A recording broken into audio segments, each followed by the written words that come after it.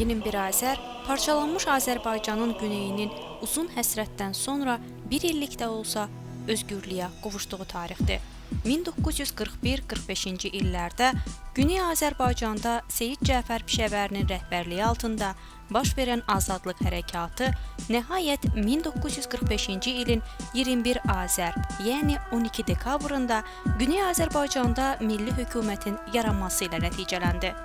Pişəvəri və silahdaşlarının, eləcə də İran rejimindən cana doymuş xalqın əzmi nəticəsində Güney Azərbaycan özgürlüyünə qovuşa bildi. 1828-ci il parçalanmadan sonra bir neçə dəfə ayaqlanan, hətta 1920-ci ildə Şeyx Məhəmməd Xiyabaninin rəhbərliyi ilə 6 ayda olsa azadlığa qovuşan xalqımız o zaman amansızcasına susturulsa da 1945-ci ildə bu azadlığı min bir əzab-əziyyət bahasına da olsa əldə etdi. Güney Azərbaycan Milli Hökuməti bir il yaşamasına baxmayaraq millətimiz üçün əvəzsiz işlər gördü. Baş vəzir Seyid Cəfər Pişəvərinin imzaladığı qərarla ilk öncə dövlət dili Türk dili elan olundu. Millət uzun zamandan bəri həsrətində olduğu öz ana dilində təhsil almağa başladı. İqtisadi, mədəni, siyasi həyatda gerçəkləşən işlərin hamısı Güney Azərbaycanda uzun zamandan bəri əsarət altında yaşamış xalqın arzularını həyata keçirirdi. Bir sıra iqtisadi islahatlar keçirildi. Torpaqların kəndlilərə paylanılması, İran rejimi tərəfindən baxımsız qalan kəndlərə, şəhərlərə yolların çəkilməsi, işıqların çəkilməsi və s. kimi işlər iqtisadi. Təbriz Universitetinin hər kənddə və hər şəhərdə onlarla türk dilində məktəblərin açılması, hətta yaşlı əhali üçün öz ana dilində gecə məktəblərinin təşkili, rəssamlıq məktəbinin yaradılması, Azərbaycan Dövlət Radio Agentliyinin qurulması, Dövlət Teatrının təsis edilməsi də daxil olmaqla bir sıra işlərin həyata keçirilməsi Pişəvəri hökumətinin gördüyü əvəzsiz işlər sırasındadır. Eyni zamanda türk dilli mətbuatın yaradılması da bu hökumətin xidmətləri sırasında yer alır. Bu dövrdə Vətən yolunda Azərbaycan, Millət, Qələbə və s. kimi türk dilində qəzet və jurnallar işıq üzü gördü. Quzey Azərbaycandan dəvət olunmuş ustadların köməyi ilə Təbriz Filarmoniyasının yaradılması milli hökumətin mədəni, milli musiqimizi yaşatmaq baxımından çox önəmli addımlı idi.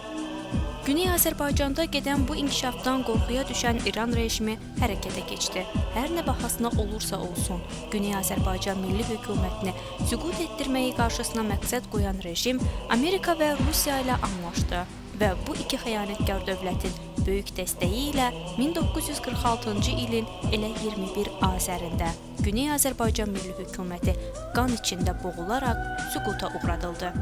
Uzun həsrətdən sonra yenidən azadlığı dadan, onun verdiyi haqlardan yararlanan türk millətini bu dəfə daha qanlı, daha əzablı günlər gözlədi. Milli hökumətin başçısı Quzey Azərbaycandaykən müəmmalı bir şəkildə öldürüldü. Hökumət nümayəndələrindən bəziləri Sovetlər Birliyində sürgün həyatı yaşamağa başladı.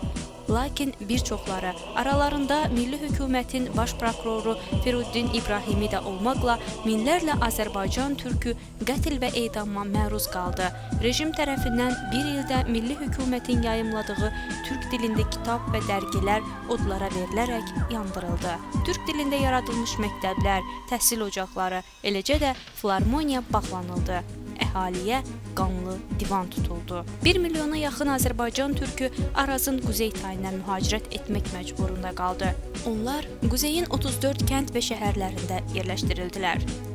Və beləliklə, bir illik azadlıq Güney Azərbaycan türklərinin gözündən gətirildi. Lakin buna baxmayaraq, millətin azadlığa olan inamı qırılmadı. Millət, Rəsulzadənin də dediyi kimi, azadlığı daddı və nə zamansa bu azadlığı əbədi olaraq qazanacaq. 1988-ci ildə Quzey Azərbaycanda Əbülfəz Elçibəyin başçılığı ilə başlayan Milli Azadlıq Hərəkatı və bu hərəkatın sonucu olaraq Quzey Azərbaycanın özgürlüyə qovuşması, üç rəngli bayrağın ucaldılması Güney Azərbaycanda yaşayan türkləri də azadlığa ruhlandırdı. Dönməz bir şəkildə İstiqlal Savaşına davam etdirməyə zövq etdi.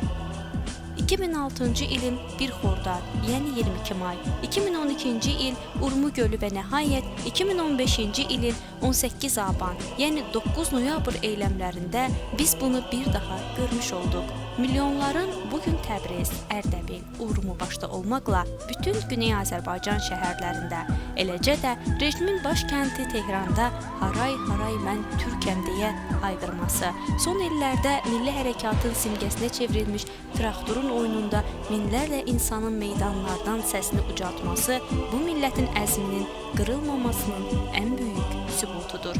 Milli hökumətin yaranmasının 70-ci il dönümünü qutlayaraq bu hökuməti yaradan, onun uğrunda can verən bütün böyüklərimizi sevgi və sayğı ilə anırıq. Növbəti ayaqlanmaların Güney Azərbaycana istiqlal gətirməsini diləyirik. Azadlıqdır sənə məlhəm, mənə dərman, Azərbaycan deyərək reportajımıza son veririk.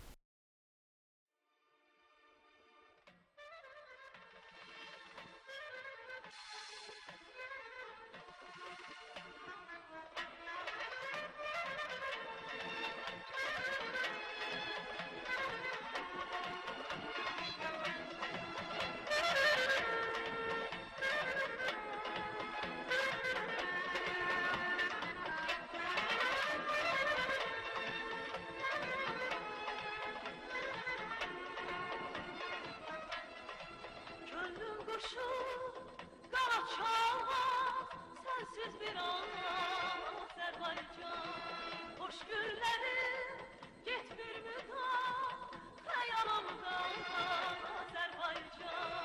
Gönlüm kuşum kanat çalmaz, sensiz bir Azerbaycan, hoş günlerim gitmir müdam, hayalımda Azerbaycan. Senden ayrı düşsem demem, eşkiniyle yaşayıram, yaralanmış kalbim kimin, kalbim İran, Azerbaycan. Azadlıktır bize merhem, sana derman, Azerbaycan. Dur ayağa, yakalım, yakalım ya, Azerbaycan. Azadlıktır bize merhem,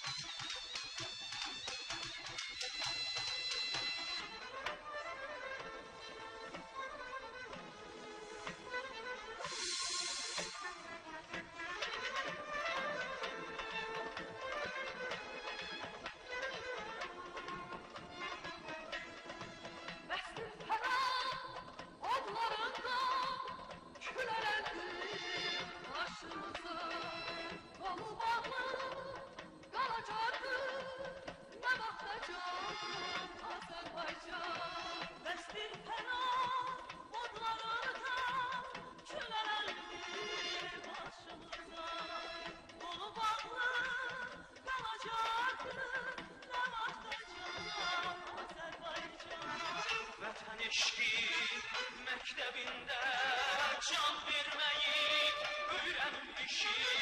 Ustadımız deyip geçti vətənsizca Azerbaycan. Azadlıktır bize merhem, sana derman, Azerbaycan.